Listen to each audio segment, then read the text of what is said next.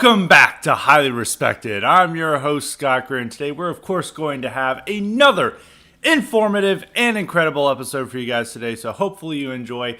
And today we're finally going to get into the 2024 election, specifically the Republican primary and how it's shaping up. I've been promising people to talk more about this in previous episodes. We've talked about it a lot in also previous episodes, but the episodes leading up to this week, we've definitely promised to do something on it. And today we are finally getting to that to discuss the election, or at least how the primary is shaping up. And the best way to go off on this is Trump's epic CPAC speech that he delivered last weekend at National Harbor in Maryland, right outside of Washington, D.C. His speech was a total return to form to 2016 mode. He advocated for mass deportation. He railed against the establishment, attacking Paul Ryan and Mitch McConnell, making out his campaign as a campaign against Mitch McConnell and Paul Ryan of the establishment, which all of those types are opposing his candidacy and supporting other candidates. Paul Ryan just last week said that he will not attend the Republican National Convention in 2024 if the nominee is Trump. He will only attend if the nominee is not Trump. So that was a great endorsement for Trump that Paul Ryan does not want him to be the nominee. And he went on and on with all the great stuff that we were wanting him to hear, going on about parental rights and schools, culture war stuff, saying he, even going into a non-interventionist foreign policy, saying he would end the Ukraine war in a day. You know, he's delivering all the goods that we were wanting him to say for many years, and now he's doing it. And all these people are going to say, well, he said this stuff, but he won't do it. What other candidate is going to do this stuff? I think people overstate how much Ron DeSantis can get done, because Ron DeSantis is ultimately a risk-averse candidate. I'll put this in there before getting more to Ron DeSantis. But Ron DeSantis skipped CPAC. Why? Because he thought that CPAC would be too MAGA. And he was right, because he got destroyed in the straw poll there, which is, these are the conservative activists. These are the people all the time on Twitter that you're seeing about how much they love DeSantis and how much Trump sucks. And he lost by 40 points in the straw poll. He didn't even get second place in the VP straw poll. I mean, once again, presidents are not made through CPAC straw polls, but DeSantis it bills himself as popular among conservative activists, among the hardcore, among the types who would go to CPAC, and he lost big time among them. And he did not go to CPAC because he wanted to avoid people heckling him and maybe having a dismal audience reception to his message, because a lot of the other people who were speaking, it was not a well-attended CPAC. I will mention that. Even though Trump had a good crowd for his speech, it was not a well-attended CPAC. A lot of people had empty seats during their speeches, particularly Nikki Haley, who appeared that no one came for her speech. But with DeSantis, I think when you're hearing all these messages that Trump is delivering from his speech, and there's ultimately his main message is, I am your retribution. I am your retribution against these elites and establishment, both Republican and Democrat, who've been screwing you over, and I am the reckoning. I am the retribution. And I think that's what most right-wing people want as their campaign message in 2024, when other candidates are not going to be delivering that message. Pretty much everyone besides Trump and DeSantis is going to be, I'm going to bring this country together. I'm going to be a unifier. We're gonna move on past all our troubles, and we're just going to get to the good times. Trump is saying, I'm your retribution, which is what the right wing wants. We do not want a kumbaya moment with the rest of the country. We want our president to be an act of retribution against the people who have been screwing us over. And I think DeSantis can't convincingly do that type of aggressive, apocalyptic tone because, one, he doesn't have any charisma. Two, he doesn't have that dynamic energy that Trump has, and he can't bring himself to that connection. And he has to go with these canned lines about it. And when he decided, like, look, in Florida, we've done so much. I'm your retribution. You know, it's not a convincing way of how he would say it. He is not. He even hit a lot of his appeal is that we're moving on past the tumultuous times of Trump and the divisiveness of Trump, and we're going to create a more stable, moderate, reasonable tone to our politics, and that will be with Ron DeSantis. He's not the retribution, he's the moderation, you could say, with Ron DeSantis. And so as I've been saying a lot in some recent podcasts, I'm much more optimistic about Trump and his candidacy for 2024. I think barring an indictment, he will definitely win the primary. Even with an indictment, I was beginning to suggest that Trump had a really low moment after the midterm election. Everyone's turning on him. His poll numbers started to decline. And I worried that even if he got an indictment, that it would hurt his chances among the Republican primary field. The longer they wait and the more that Trump builds up his numbers, because Trump is building up his numbers, he's solidifying his support among the base. And outside of conservative Twitter commentary, most of these Republican voters still really like Trump. Even if they think that it may be time for him to go, they're still very loyal and defensive of Trump. It's only on Twitter where these guys act like Trump ran over their dog or he broke their hearts, and they just tweet about him all the time like they're a jealous ex-girlfriend. It's only on Twitter like that. But the base is still likes Trump, even if he's not their preferred candidate right now. They still like him and defend him, and if he got indicted by the federal government, they would all take that as evidence that they're trying to rig the election against Trump, or they're trying to pursue Trump just for his political beliefs and what he represents, and they're going after the base, not just Trump, as his message is not you, it's not me that they're going after you.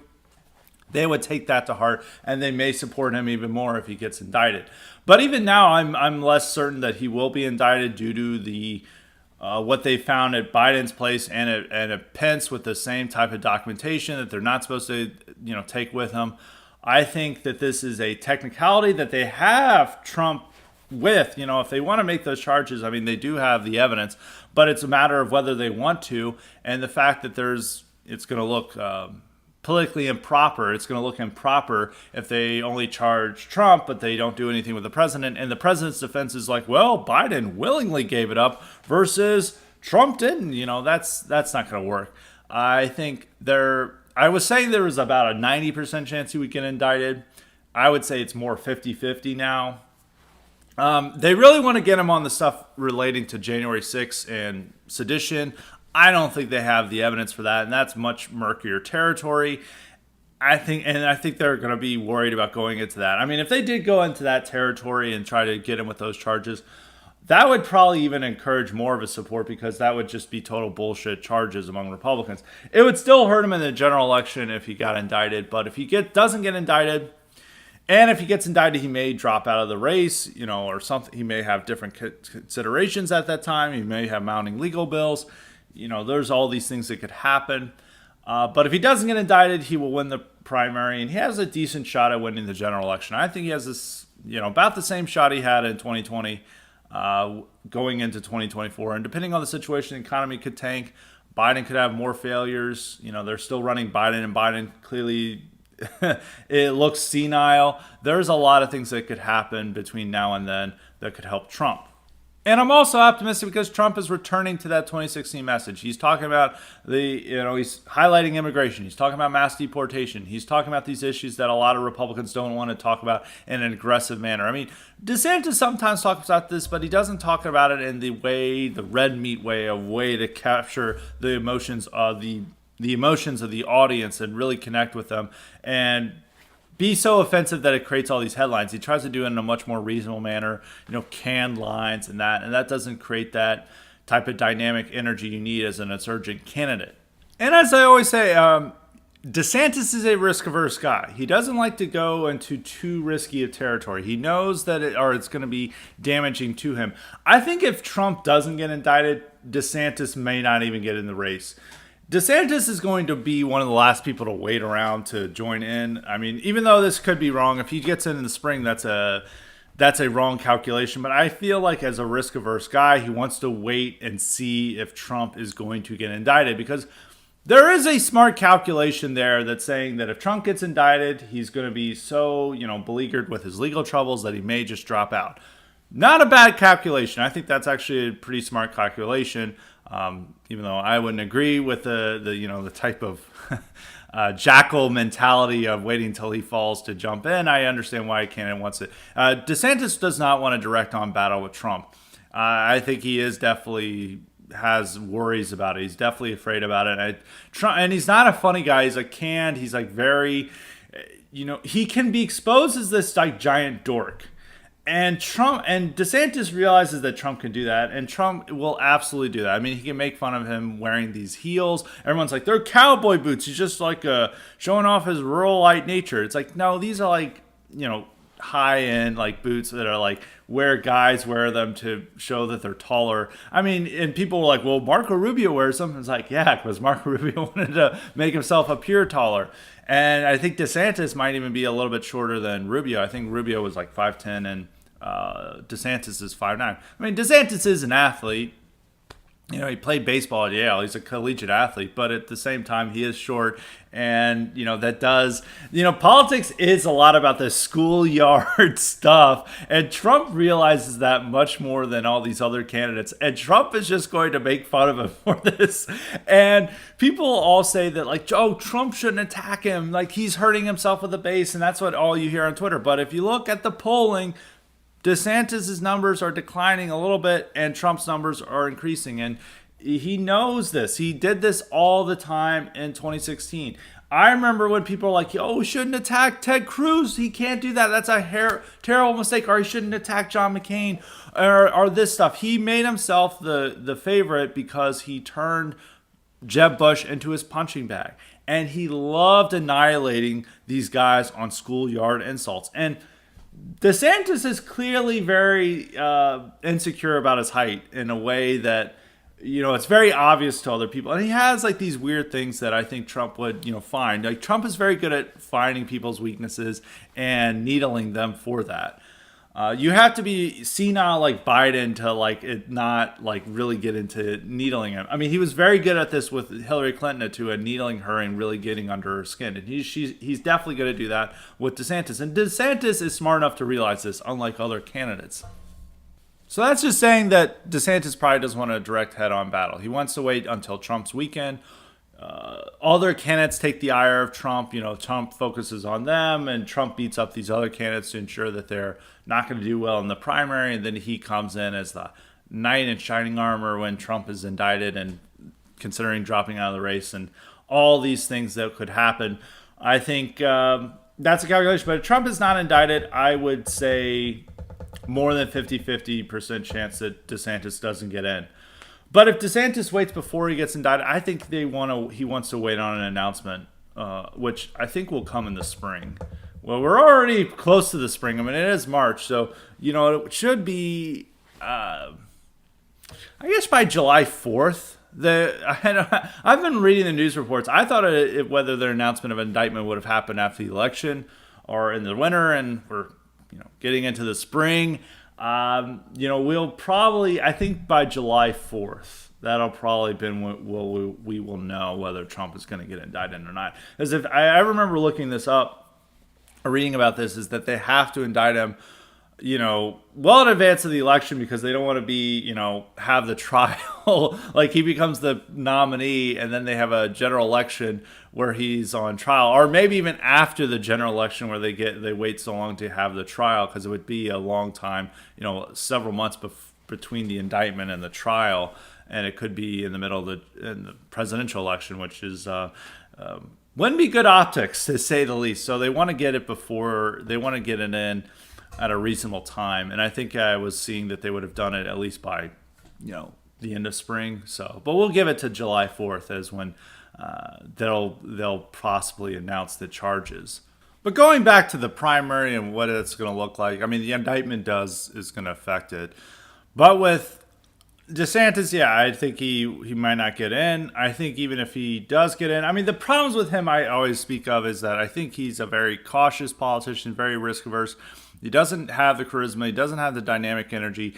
He is a man of the establishment. If Jeb Bush and Paul Ryan really like him, yeah, people will say, well, Lindsey Graham likes Trump and all these people. But, Jeb Bush and Paul Ryan, all of them saying that Trump is our final, is like our no, will not support him under any circumstance. And the fact that Jeb Bush is very enthusiastic about DeSantis, and the fact that like Mitch McConnell and all these people are enthusiastic about DeSantis. He is somebody who would be a restoration of the old GOP order. he would not be going around, there would not be, Trump really helped remake the GOP. DeSantis wouldn't do that to the extent of Trump because as I keep emphasizing over and over again, he's not dynamic, he's not charismatic, he is not the leader type. He is just somebody who is a decent governor who adopts the right positions on a lot of issues, but he's just not the leader. And he would be very boring and corny, and he would be the type of him as a president would be him having to be carried up by conservative media all the time. And I think that's what he's heavily relying on for the primaries, that conservative media portrays him as this great stirring figure. And then when he's on the stump, he's really awkward, not that good of a speaker. And I think when people get more used to him, they'll be like, well, we like what he did as a governor, but we're not really excited. He's not inspiring us to act differently. And you could see, and this happens a lot. Like, Scott Walker had a great conservative record, and he got in the presidential race, and he got no support because he's like incredibly boring, undynamic, and he was like the second person to drop out in 2016. There's several instances of like this is like he's got a good record, but if he doesn't have the persona and personality of it, it's not going to help him. And DeSantis is being helped out a lot by conservative media, far more than Scott Walker was in 2016. And maybe he's a little bit better than Scott Walker in public speeches, but he has a similar problems to him. And once he's out more on the campaign trail and getting into awkward interviews where he doesn't have the canned lines ready, and he's on a debate stage and he's fumbling around and Trump is just incinerating him, it's going to create problems with him.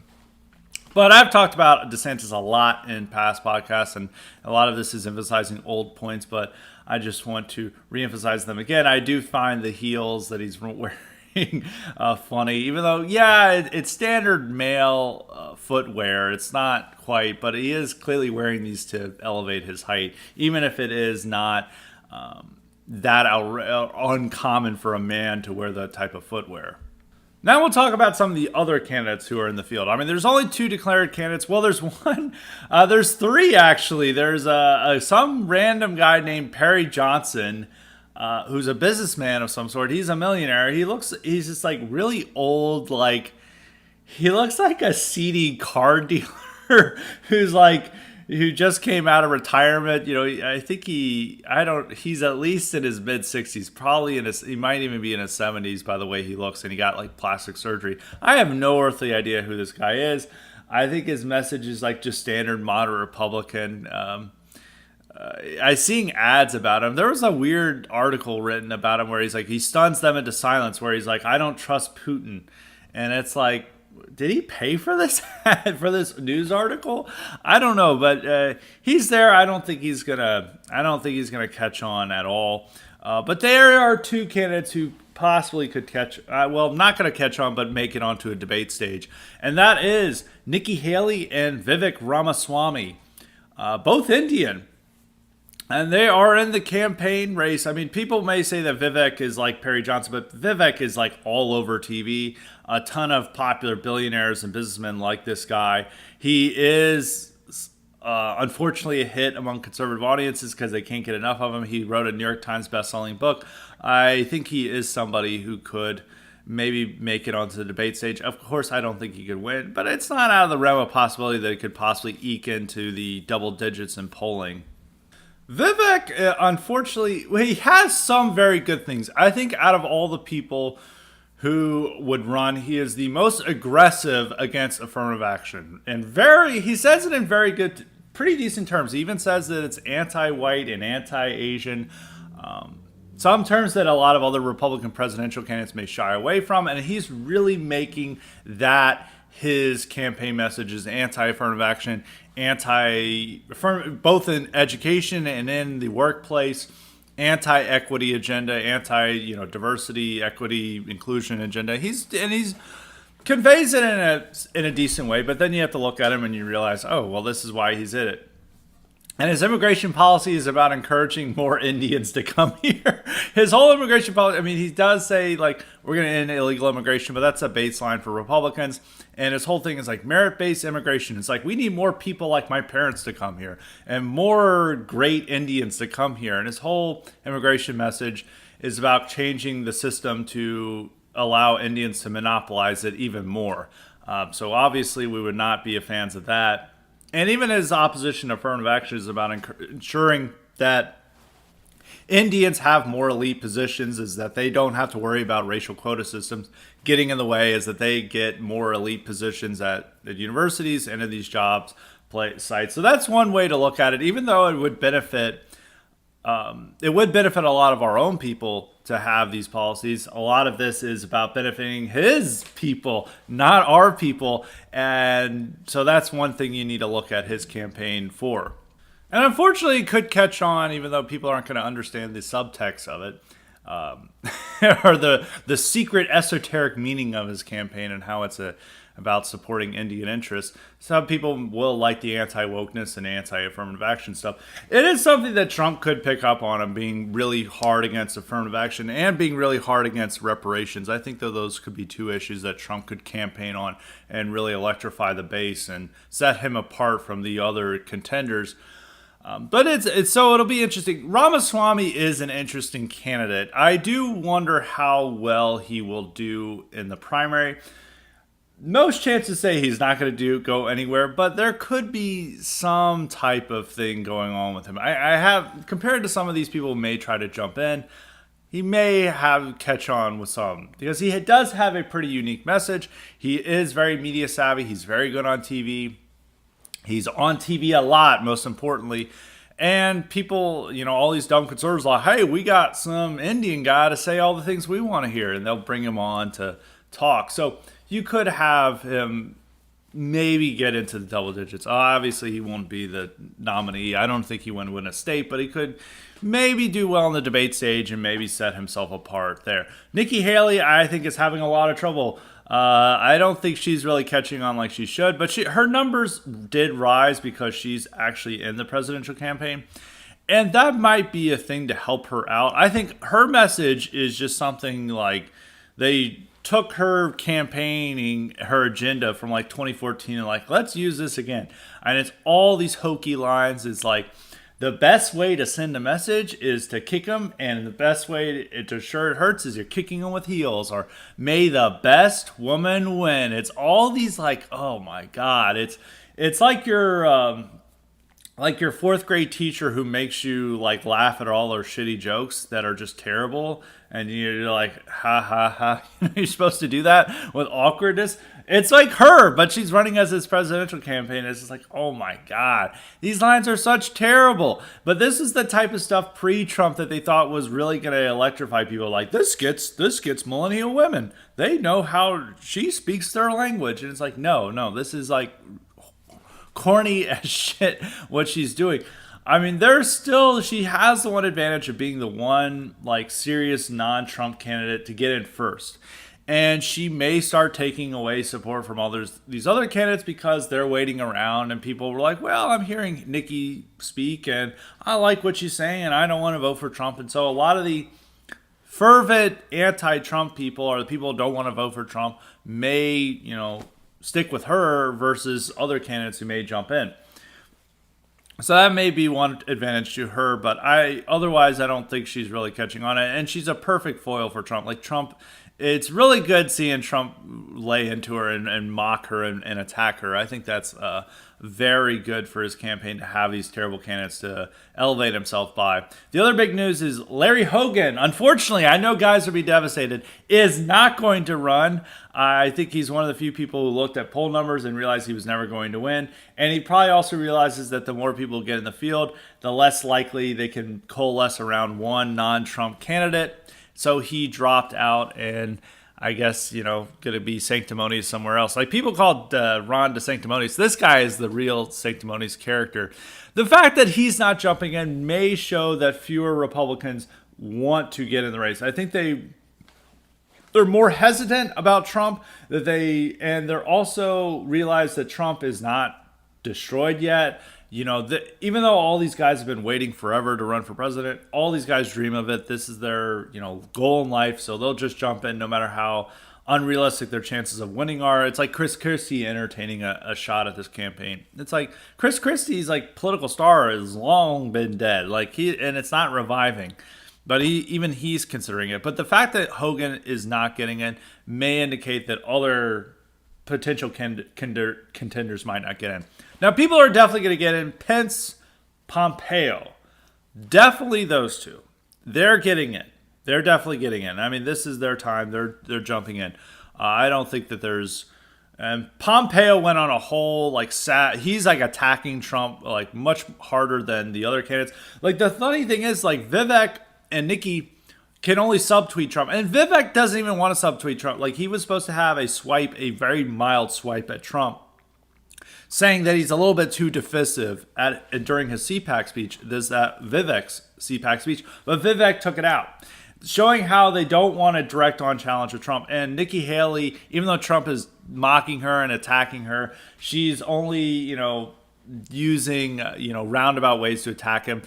DeSantis is going a little bit more into the subtweets of Trump. He complained about his personnel. It's personnel is policy, and Trump didn't do a good job at or he didn't say, it's you got to hire good people, and you compare my administration to others, we had no leaks. And so he is, making some subtle swipes at Trump. Pompeo is going full on. He's saying Trump is not a conservative. He expanded government spending and all this stuff. He's really going all in. Pompeo is definitely getting in the race. Pence is already technically filed to run for presidency for the presidential race. He just hasn't formally announced yet. So those two are definitely getting in. Other possibilities. I don't think Noam's going to get in. Noam wants to get in, but I think realizes Noam would get destroyed by Trump in a head-to-head, and Noam probably wants to compete for vice president instead, so I don't think she'll get in. Chris Christie, I don't know if he's going to get in. I don't think it really matters if he gets in. The real question mark is Tim Scott. Well, I keep hearing stuff about Sununu. I don't know if Sununu would jump in, but I think if even someone like Larry Hogan and these very moderate guys who, considering a run and about bringing, a new GOP that's nicer, I don't think he would jump in because he's not going to be Hogan has a little bit more, generates a little bit more hate from the base than Sununu, but I don't know if Sununu would get in. People still say that, but the real person that's a question mark, who I always emphasize would actually do, unfortunately, well in the presidential primary is Tim Scott. Tim Scott is lining up support. He's got a lot of these. There's some big figures who are helping run a PAC that's supposed to, be for his presidential campaign. He's meeting a lot of donors. He's doing a lot of visits.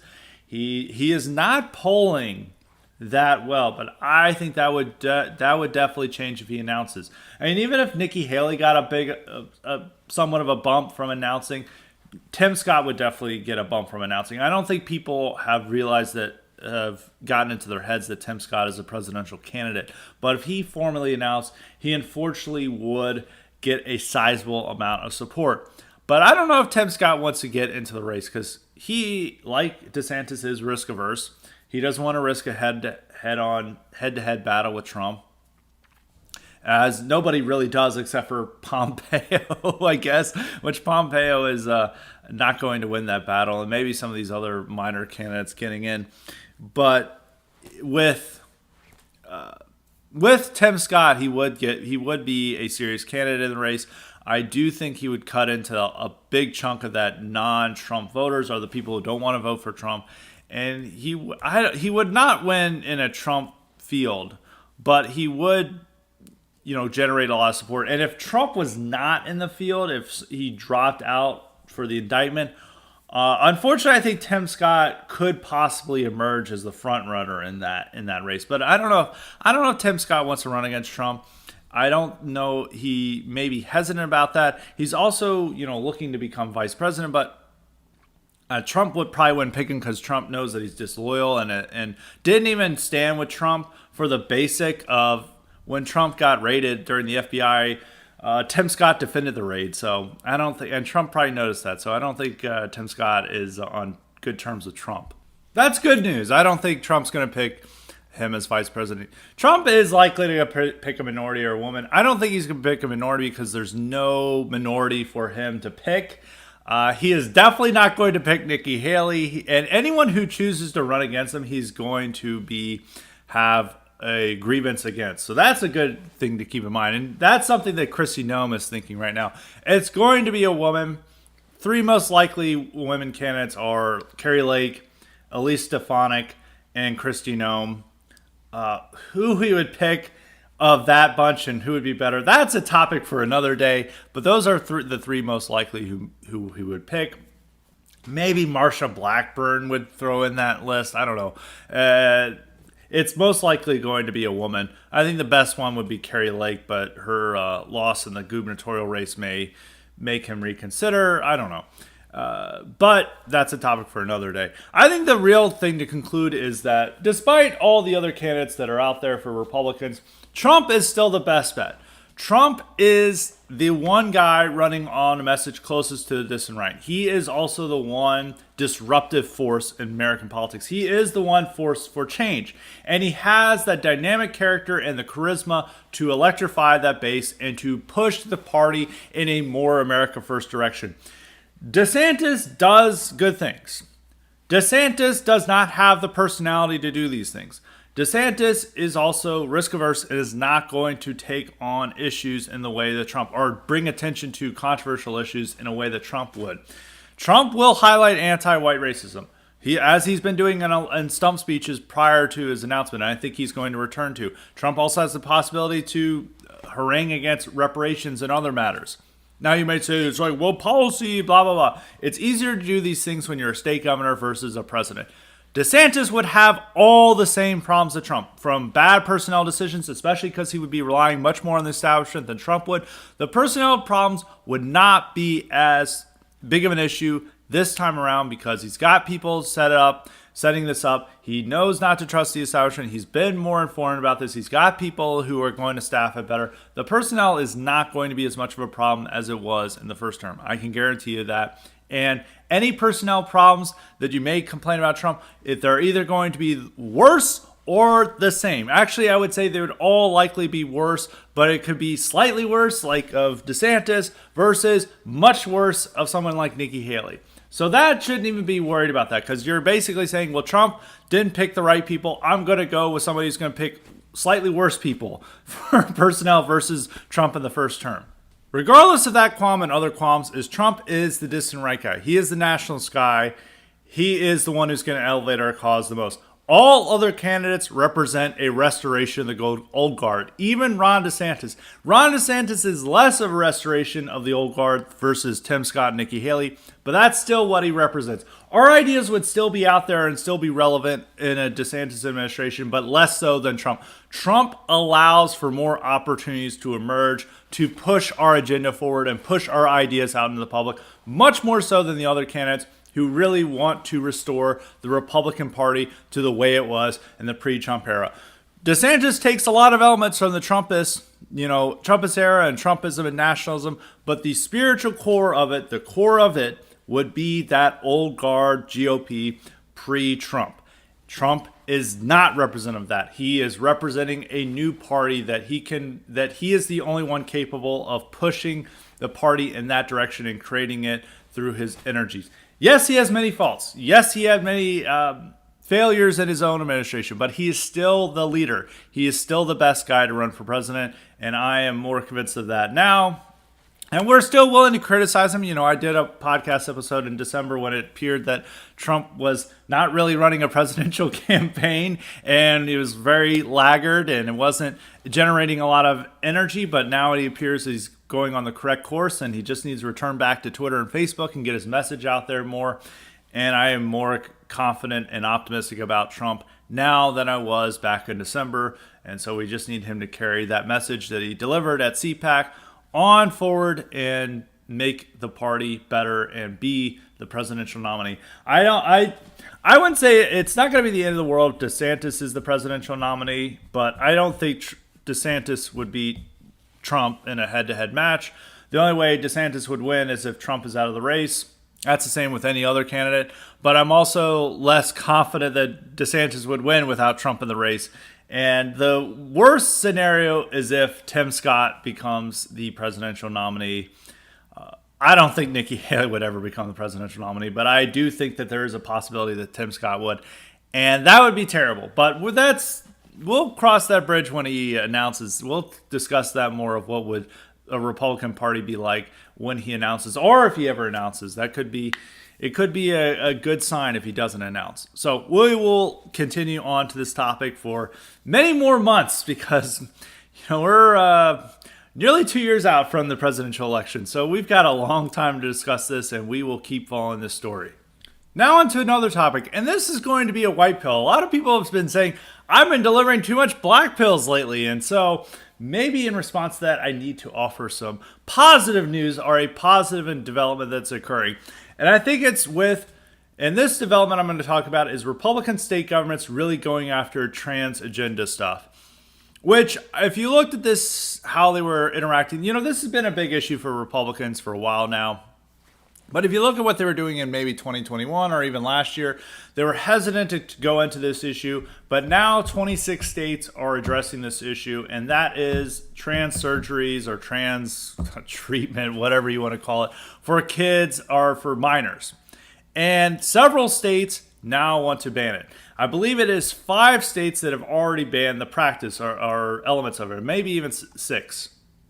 Actually, it is 6. Mississippi was the first state or banned it last week, and the other states who have banned it already have been South Dakota. They banned it, I believe, earlier in February. Utah banned it in January, and Alabama, Arizona, and Arkansas have done it prior to this year. So that's showing that there are states 6 states that have banned that type of treatment for kids. And there was a lot of hesitancy to do that prior to this, and there's been governors shooting down these bills, but now governors seem to be much more eager to push for these bills. 26 states are actually going after it. Not only that, they're actually trying to restrict drag shows for kids, which I would say maybe the trans care for children or trans surgeries for children is probably more important than drag shows. But Tennessee is banning drag shows for kids and drag queen story hours for kids, which is a positive development.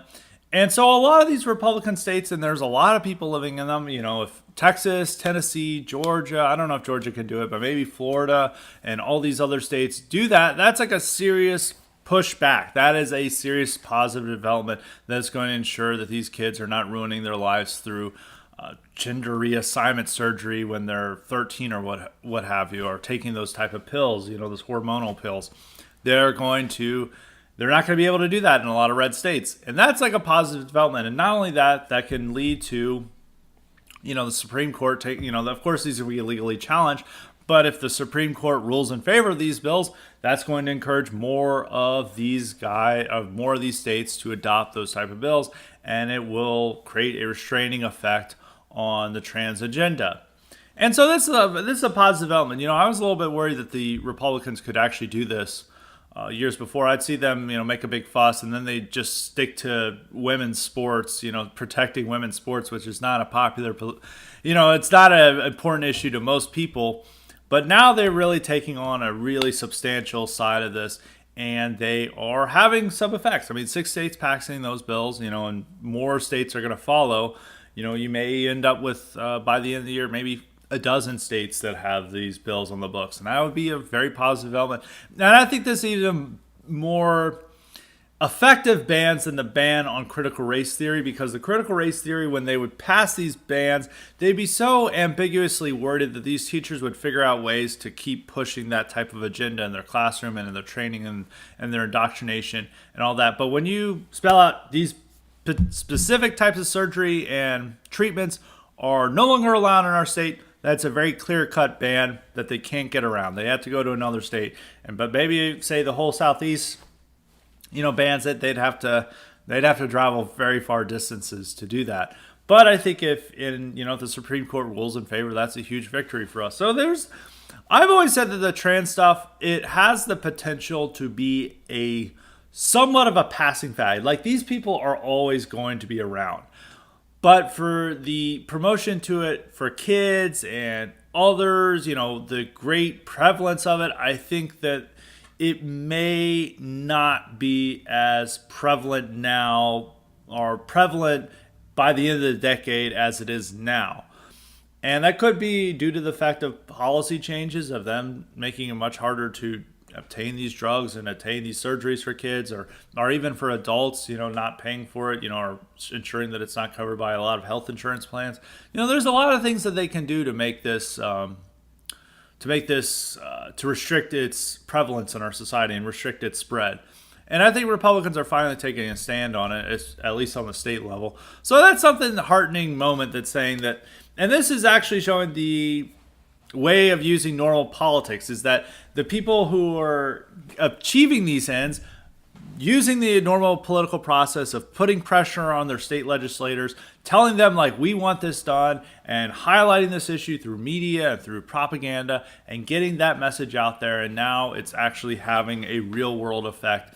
And instead of just saying, oh, there's so many trans around, we've got to just focus on creating a separate state. No, instead they focus on the normal political process. And the normal political process, there's a lot of problems with it. There's a lot of complicated manner, but you can still achieve serious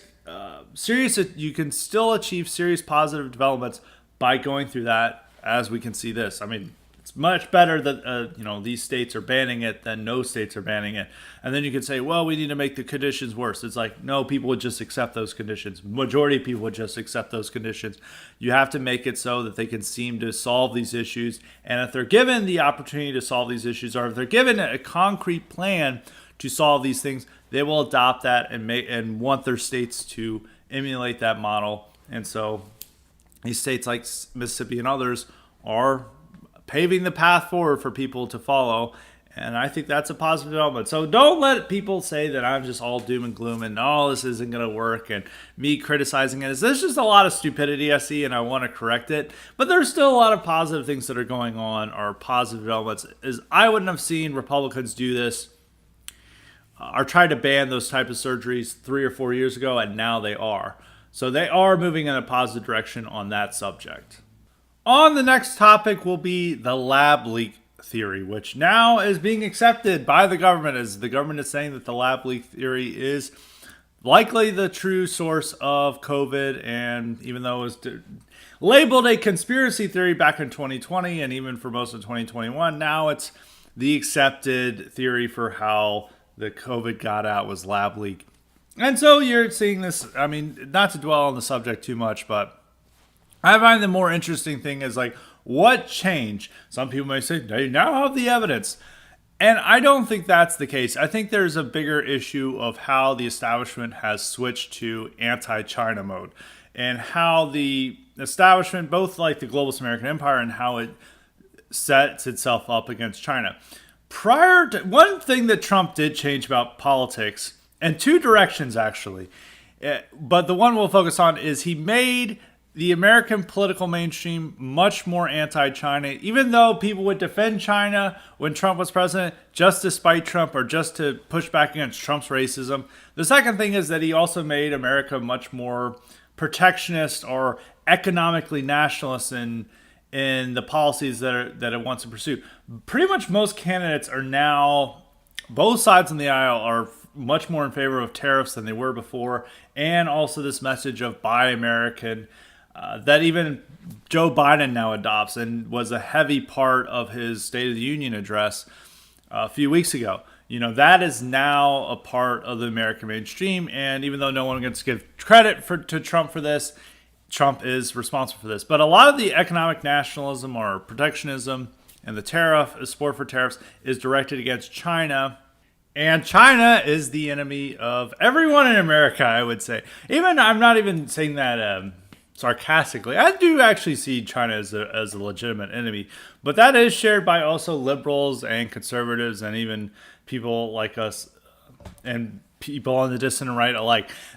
China, some people want to rationalize like, well, China may be secretly based, or they may, they're not allowing LGBT stuff in China, or they would never put up with this stuff in China. And it's like, at the end of the day, they like hate whites. They have a shithole civilization. I don't really want to be ruled by the Chinese at all. Which, if they became the world's single global power, or replace America as the global power, that'd probably be even a worse situation than we have right now, unfortunately. So I do actually have legitimate worries about China, but it is At the same time, there's one. It's like China is bad, but on the other hand, China is going to be used as kind of a unifying factor for American global power and domestically and internationally to rally its people to for a common cause to see themselves against China. It's like we have to stand with the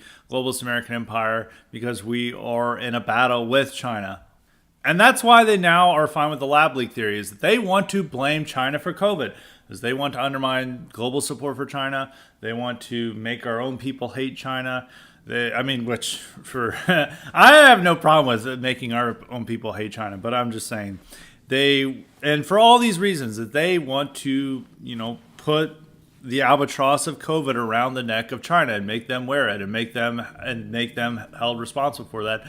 And they knew this, but when the reason why they didn't want to do this is that they did not want to help Trump. They did not want to give him a talking point. This is back when the liberal media was talking about, oh, China's doing a great job on COVID. We need to follow the China model for how they're dealing with COVID. And they've had so few deaths. You have to remember is that when America had was getting up to the 100,000s of deaths, China was still saying, oh, we've only had like 4,000 deaths or some minuscule number like that. And like, that's absolute bullshit. But the media was like saying, oh, they did such a good job on COVID. They only had a few deaths. And you're like, that's obviously bullshit. I don't believe that at all. But the media was praising China. They would go out and have these reports like China's doing such an awesome job. And then you had these government officials that were praising China. And General Milley was setting up a hotline with Chinese military to warn them about anything that Trump may do against China.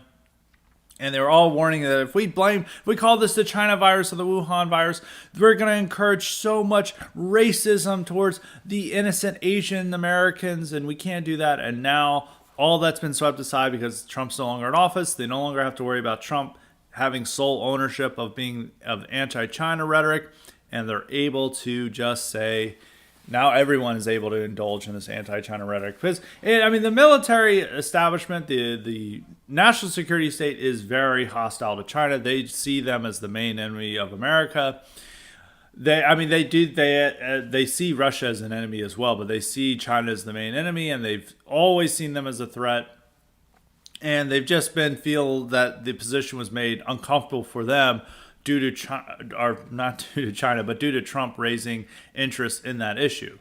So the whole reason that they didn't do the lab leak theory was just to hurt Trump. That if there was a Democratic president in charge and they were, they would have blamed China for this. They would have automatically gone to the lab leak. Even if they did not go directly to the lab leak theory, they wouldn't have tried to censor it. They censored it. And they had government officials coming out and say, like, this is conspiracy theory, this is totally false, this is totally fake. They wouldn't have done that if it was a Democrat. And they would have been happy to encourage people thinking that theory due to it would undermining support for China and making people more hostile and view China as the enemy if they're responsible for this, the lockdowns and the virus and all the terrible things that happened in 2020. It's beneficial for the establishment to blame China for it. And everyone is adopting anti-China pose. So I guess I'm repeating myself a little bit, but it is something to keep in mind. That's the explanation, is that there's been a strong pivot towards an anti-China sentiment among the establishment, both Republican and conservative, or Republican and Democrat, and the deep state, national security state, and even within the presidential administration that we now have. And there's been this strong pivot towards that, and the lab leak theory now helps them in their cause. While during Trump, it hurt the Democrat cause or the liberal cause of eliminating Trump or removing Trump from office. So they wanted to say that he was spreading a dangerous conspiracy theory. Then when they're in power, they promote this idea because it helps aid their strategy of encouraging the American public and their international allies of viewing China as the enemy. And so that's something to be said. I still think, no matter if Biden and others view China as the enemy, they are my enemy too. You could sometimes share enemies with your enemies, and sometimes your enemy of your enemy is not your friend. I think China is ultimately the great enemy of the West. I don't want to be ruled in a China-dominated world. That doesn't necessarily mean I like a gay-dominated world, GAE-dominated world. It's just expressing the fact that China is somehow worse, and believe it or not, it is worse. And you do not want to live in a China-dominated world. And that's just my thoughts on it. I do worry a little bit about how this may play out in the future, is that conservatives may relent on some of their demands and ideas for the sake of national unity and for the sake of maintaining solidarity with our fellow Americans in the Democratic Party against the China menace, and that people forget, who are our real enemies here domestically in order to focus on the foreign enemy. I worried about that, especially when the Nancy Pelosi flight to Taiwan happened, which was just no real point to that. It was just a way of, sticking it in the eye of the Chinese in Taiwan. And all these Republicans are like, I no longer care about my differences with Nancy Pelosi. This is a brave move, and I love Nancy Pelosi now for doing this. And so you had a lot of cringe happen like that over Pelosi just going to Taiwan. And so I do worry that you could see events like that happen more in the future, is that the regime and the establishment uses China as a way to keep people unified, as a way to keep people focused on, well, look at all these bad things China is doing. This is what you should focus on. And that will lead to people accepting a lot of the domestic problems and overlooking the wrongs and evils done by our own elites against us, just so people will focus on China. So there's a fine line to be there, because I don't want to also go into the point of just saying, well, China is based, or we shouldn't care about China at all.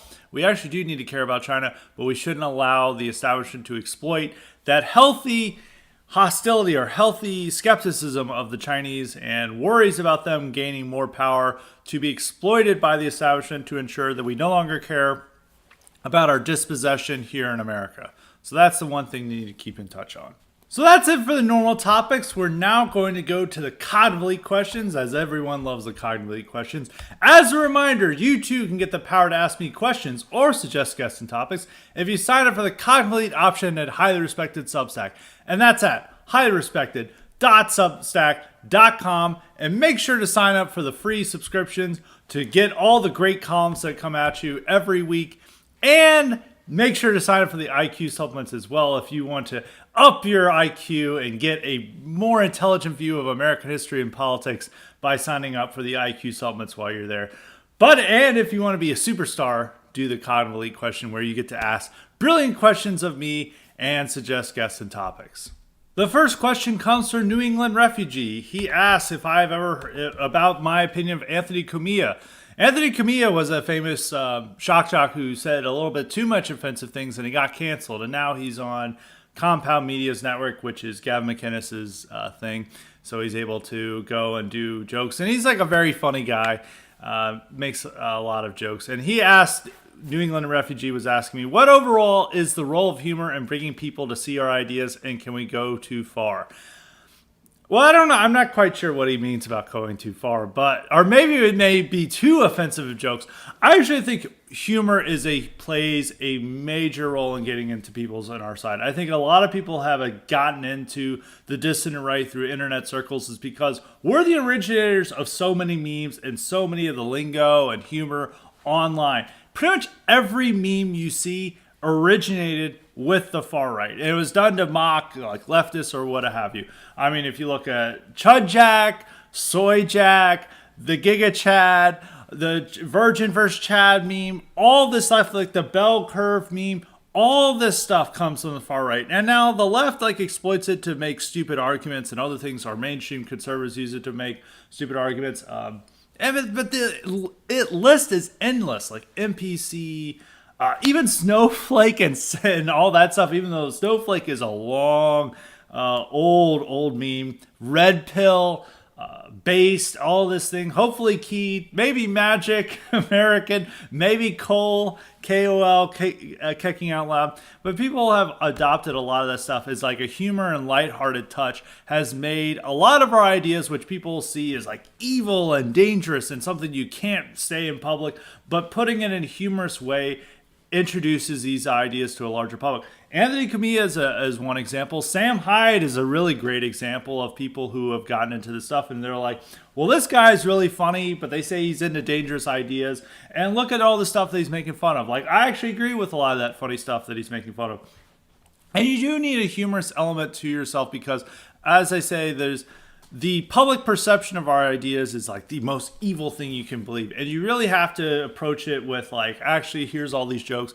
Here's like how we're having fun and we're mocking the elites and the establishment and we're able to get away with this. And even though we have these supposedly dangerous ideas, you know, look at how much fun and all the humor that we're generating from this. And it also creates a buy-in for people. If that people, they may not want to enjoy this content at first, but if they're laughing along and they're getting into it, that eventually makes them start believing a lot of these ideas and are like, yeah, that is right. And it's more, you're better able to reach people by telling a joke than going on an angry scree. Like people are just, even if they agree with you and you're going on an angry scree that's totally humorous, they're like, well, I agree with that point, but it's just like so downer and like, where's the joy in that? Where is the fun in that? But if you're presenting it in like comedy and humor, it reaches more people.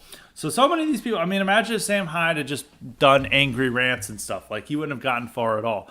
But, through being a very funny guy, he's become an internet sensation. He had a major show that was able to push through a lot of subversive ideas when he had his Adult Swim show. And so it's a very effective tactic to use humor. And it's been a major weapon for, the dissident right for many years. I mean, the huge reason that the alt-right took off is that it had a humorous edge to it, is that it was generating a lot of memes and all this great content. And I think a big reason why it fell apart is it decided like, okay, we're now going to be a serious movement, a dead serious movement. And then people are like, I don't want to be a part of this. And people dropped away. And that's always an element. Once you lose the humor, it becomes less palatable to people and people don't want to be a part of it. So humor is a major weapon for us, and there's so many things for us to skewer and satirize that there's just an endless possibilities for humor for us. So yeah, my answer to that is major weapon. I'm a huge fan of it. Can it go too far? Obviously it can, because a lot of humor is about shocking people or saying something so outrageous, and then you're like debating whether to laugh with it and stuff. And there's some things that even I say, like, I know that would be a really funny tweet, but I know, SPLC or Antifa or somebody, or some even my right-wing audience may not appreciate the joke and they're going to not laugh along with it. And so I can't make some of those tweets. There's a chance that you can go too far. Maybe but it depends on what you're trying to do. If you're trying to be a serious political figure, there's probably limits on what you can do for jokes, because you can't, there's so many funny things you can say that can go too far. I remember one time I was doing, this is before my docs, I was interviewing for some job, and they brought up my I finally now feel safe to be a white man tweet after Trump was elected. And they're like, what is this about? What do you mean by this? And I was, as a joke. But some people aren't going to get the joke. Some people, a lot of the jokes come back to haunt people. But if you're just being for those serious people who have their faces out there, there's a different standard for content. But if you're just a standard shit poster, you can do all the types of jokes you want. And a lot of people respond well to that. But, in my position, I can't make every joke I want or every humorous tweet I want due to some of my audience not getting it, or, other groups deciding not to get the humor of it and deciding, like, they say that Scott says this terrible thing when it's obviously a joke. But yeah, conclusion, as I keep repeating myself, humor is a valuable weapon for the right, and it helps advance our cause.